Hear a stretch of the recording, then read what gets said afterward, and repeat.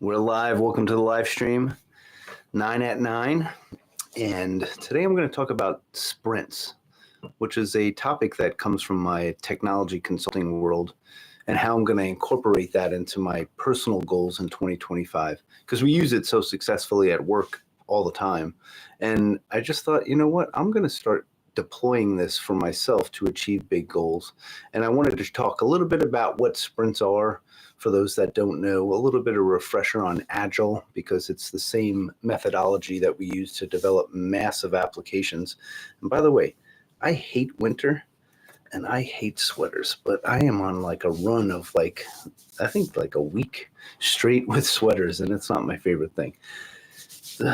Just would prefer to be anywhere but this cold ass winter, but that's a topic for another day. So 9 at 9, I wanted to first, before I get into sprints and the big goals and how I use it, I wanted to give a quick update on the channel and our progress. So it's day 48 in this 99-day YouTube challenge. And on day 38, which was New Year's Eve, I posted a video about like how I had hit a wall. And it was a tough day, honestly. I couldn't get myself to post a video at all. I felt like it was crap. And, in that 10 days since then, which is a sprint, I'll explain that later, I've made a lot of mental progress towards getting back on track and being more effective and positive about this challenge. But, there are moments. And so I talked about healthy distractions yesterday in a video I posted and the importance of them to help get you back on track. And I can't say enough about that. Honestly, I needed to step away, and I'm now consciously aware of the importance of that, because I push hard in these moments. But what I've done is not neglected the other things that I'm already pushing hard on. So when you're already pushing hard and you're already busy and you're keeping a lot of plates spinning in your life, and then you add a new thing, a new big challenge, which I knew was critically important to me, it kind of piles up. And so you got to be careful. Look at your mental health, pay attention, and do not burn out. Like if I burn out doing this, worst case scenario, I know how crushing a burnout moment can be. And so I'm managing it closely, but trying to make those incremental steps. I had a video also about the importance of not trying to be great, but trying to make improvements and just keeping that progress going. So the improvements that I've made, I am way, way faster at editing. Like the trimming of that video that I posted last night, which honestly, due to a family issue yesterday and just the stresses of some things, a major moment in our life. By the way, yesterday was the official day my son moved to Las Vegas, and that was an awesome day. And so we talked about that enough already, but I wanted to make sure that was such a positive thing. But because of the schedule of the day and how things progressed, I had to shoot that video last night, starting at like 9 p.m. Honestly, 8:30, and then editing, scripting, editing, posting, shooting, posting, all happened super fast. The quality, I'm not the proudest of, but honestly, to get to that moment was super good. Geez, I am going to lose power if I'm not careful. We're going to wing it. Hold on. If my laptop loses power, we are shut down, and we're just going to have to hope we get through this. I have no solution. So it was a day of adjustments, and I had to be flexible in that scenario, and I did. I posted the video. The trimming is way faster, and I'm happy with that progress. And another announcement, I finally have some support. So in regards to the editing, before we hire an official outside editor, I'm going to have some support now that I know kind of what I'm looking for, basic stuff, and we're going to get a little help so that I can be a little quicker turning those videos around. I want to get a format set up for these 9 at 9s. I have been winging it up till now. That's not acceptable, and I'm planning that. I've got some templates for the thumbnails so that I'm quicker there. And it's all about setting up systems so that you can accomplish big things a little quicker. So that's what I work on constantly behind the scene, is to just improve the process, right?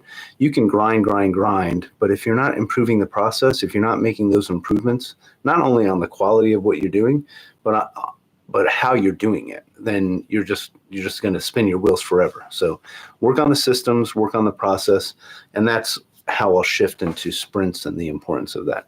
And by the way, If a laptop loses power, this is going to shut down and we'll be good. We'll call it a short one, but I hope we get through the 9 minutes.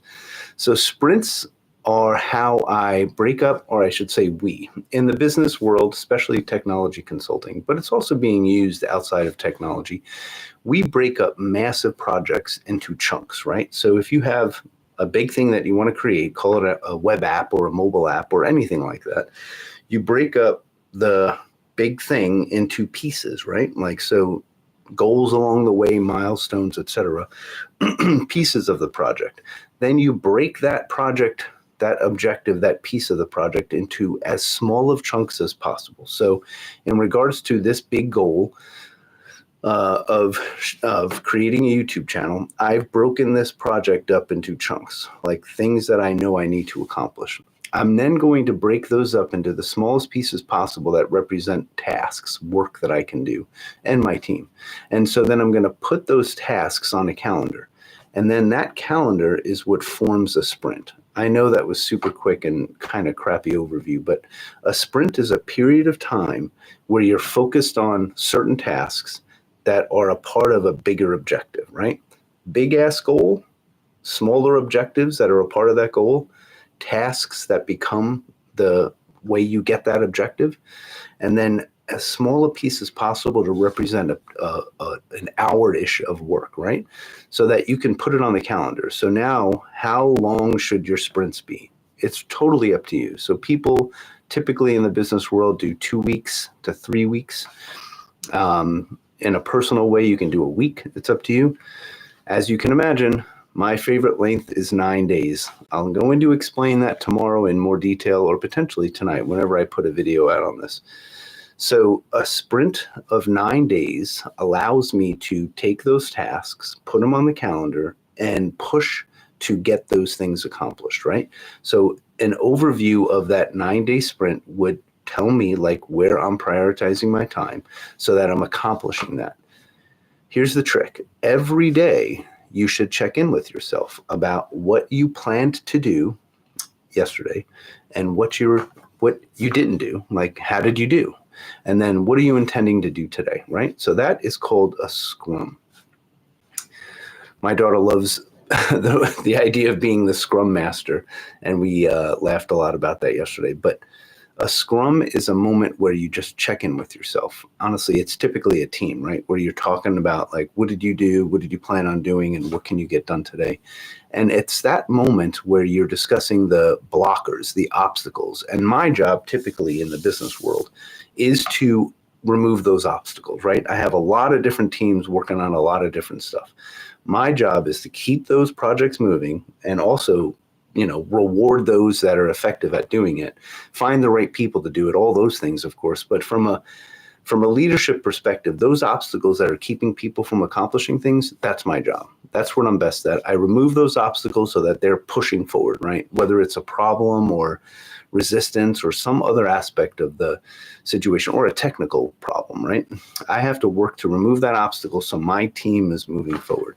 And so at the end of a sprint, you look at the whole portion of time and, review, right? A debrief, right? So it's a sprint review of that period of time. So whether it's a week, 2 weeks, 3 weeks, it doesn't matter.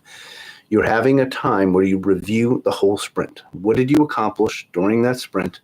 And then how did you do? What are the issues that are still struggling with? What do we have to put on the next sprint? So this is a backlog. There are tasks that you didn't get done that obviously you need to do because they were on the sprint. They become a backlog for a future sprint. Also, now that you're in that period of time for a sprint review, you could discover that maybe you were off a little bit. Maybe you prioritized the wrong thing and you should have prioritized something else. So you add new things to the backlog. You then also plan new activities for the new sprint. Okay, so that's a sprint planning session, not print spanning.